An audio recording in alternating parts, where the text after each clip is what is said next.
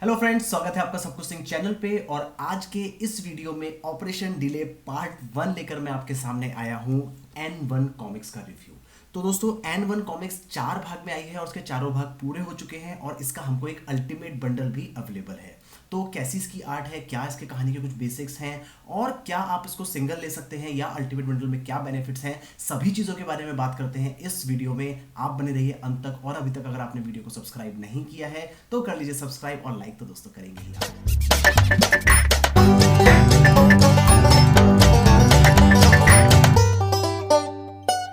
तो दोस्तों, कॉमिक्स को देखने के पहले एक बार थोड़ा सा रिव्यू ले लेते हैं उसकी कहानी का। इसकी कहानी दोस्तों जिस तरीके से लिखी गई है वो दो समय धाराओं में चलती है। एक बिल्कुल शुरुआती समय धरती का, एक चल रहा है 2050 के आसपास का, और बीच में भी कुछ टाइमलाइन के इसमें खेल चलते हैं जो आपको पढ़ते वक्त काफ़ी ज़्यादा इंटरेस्टिंग लगेंगे। इंटरेस्टिंग इस तरीके से लगेंगे कि कहानी जो कुछ पेजों में है वो पेजेस आपको इतना ईजिली पढ़ने में नहीं आएंगे। आपको पढ़ने के लिए इसको थोड़ा सा कंसंट्रेशन, थोड़ा सा दिमाग और थोड़ा सा एक कनेक्टिविटी इसके साथ बनानी पड़ेगी।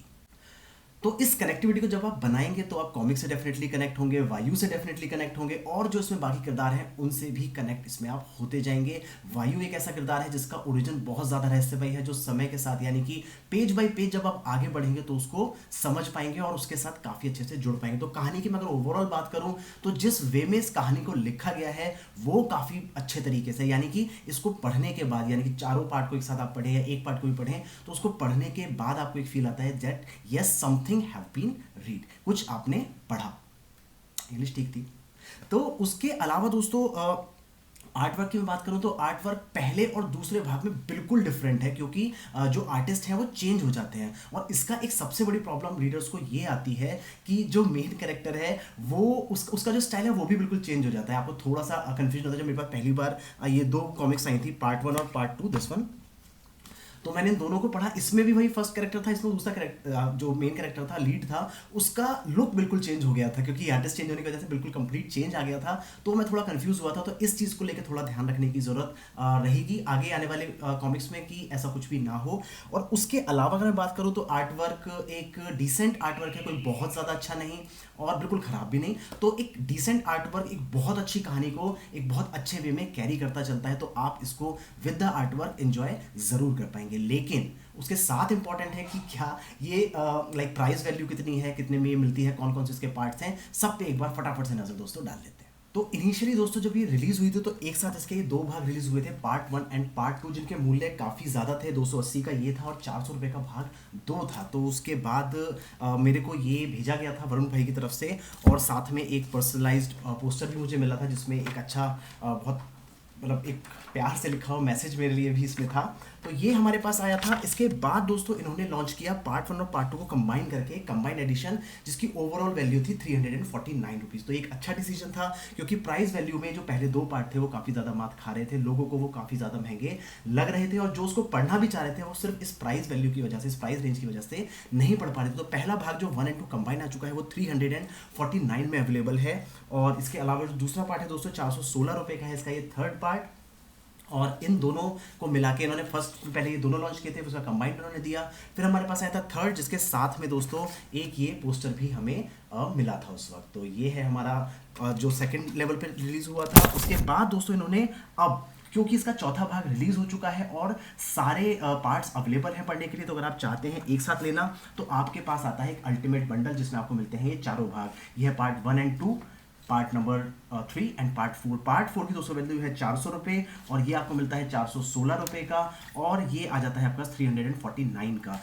अमेजॉन पे दोस्तों ये अल्टीमेट बंडल अवेलेबल है। इसको लेने का क्या फ़ायदा है, एक तो इस पर आपको थोड़ा वाजिब रेट में मिल जाती है, थोड़ा डिस्काउंट भी आपको अमेजॉन पे अवेलेबल है। उसके साथ साथ दोस्तों इसमें आपको मिलते हैं पोस्टर्स, स्टिकर्स और बुकमार्क। वो क्या क्या है वो भी मैं आपको दिखा देता हूँ। उसके अलावा मेरे पास की कुछ एडिशनल नोवेल्टीज भी है जिसको भी मैं आपके साथ शेयर करना चाहूँगा।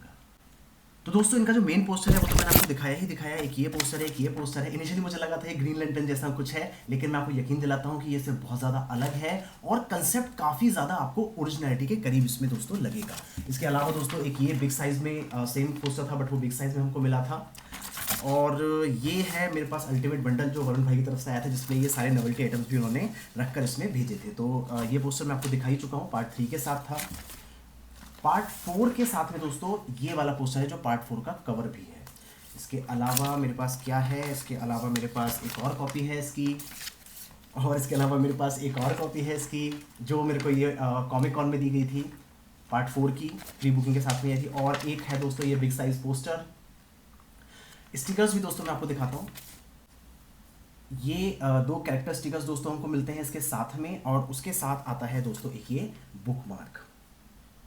तो लगभग 1000 रुपये में दोस्तों ये अल्टीमेट बंडल आपके पास अवेलेबल है। और अगर आपने N1 अभी तक नहीं पढ़ी है, एक भी पार्ट नहीं परचेज किया है, तो आपके लिए बेस्ट है कि आप इसके अल्टीमेट बंडल को ही परचेज करें। उसका परचेजिंग लिंक मैं आपको नीचे डिस्क्रिप्शन बॉक्स में दे देता हूं, उससे आप डायरेक्टली अमेजॉन से परचेज कर सकते हैं। उसके अलावा अगर आपने कुछ पार्ट्स खरीद लिए हैं तो सिंगल्स भी अवेलेबल हैं, जिनके लिंक्स भी मैं आपको डिस्क्रिप्शन बॉक्स में शेयर करता हूँ। इसके अलावा दोस्तों अगर आपने इसको पढ़ा है और आपकी कोई राय है इससे रिलेटेड, तो मेरे साथ कमेंट सेक्शन में शेयर कीजिए, मुझे बताइए कि आपको N1 कैसी लगी, और वरुण भाई के आने वाले प्रोजेक्ट्स को लेके आप क्या अपनी राय रखते हैं और किस तरीके से आप उनको सपोर्ट करना चाहेंगे। तो ये था दोस्तों N1 को लेके मेरा एक छोटा सा रिव्यू, जिसमें मेरी तरफ से एक थम्स अप है इस कॉमिक्स को। अब आप ये मत बोलिएगा कि पेड है तो इसकी वजह से थम्स अप है, इसमें मेरे अपने परचेज कॉमिक्स भी हैं। और इसको अगर स्टार रेटिंग की बात करूँ तो 10 में से इसको हम आर्ट वर्क के लिहाज पे 6.5 से 7 स्टार पर ले जा सकते हैं, बट कहानी के हिसाब से ये 8 to 8.5 जाती है, और एवरेज में लगभग 8 रेटिंग इसकी बन जाती है। तो आप इसको डेफिनेटली ट्राई कर सकते हैं। तो दोस्तों ये था ये वीडियो, बताइए कमेंट सेक्शन में क्या आपको अच्छा लगा क्या नहीं। और इसके अलावा दोस्तों ऐसी वीडियो के लिए बने रहिए, सब कुछ इनके साथ मिलते हैं बहुत जल्द अगले वीडियो में। तब तक के लिए नमस्कार दोस्तों।